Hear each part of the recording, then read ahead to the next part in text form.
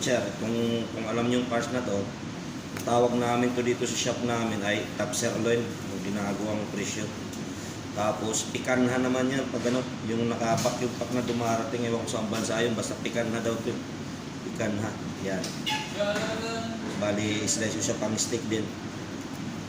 Ewan ko, maganda ito pang steak, pero yun din ang ano namin eh. Pag di-display niya mga butcher. Yan o, ganyan din ang cutting. Siyempre sinusunod lang tayo sa utos ng supervisor at saka management. Tapos yung pangalan na yan, ang cutting namin yan, ginagawa nila ng top sirloin mga butcher. Sa presyo, sa pangalan niya yan. Yan mga butcher. Parang sirloin na rin siya, strip loin. Datingan niya. Yan, ganyan ang cutting namin yan mga butcher. Kita nyo? Ganyan din yung pag-display, lagay sa tray. Yan, hanggang dito na mga butcher. God bless.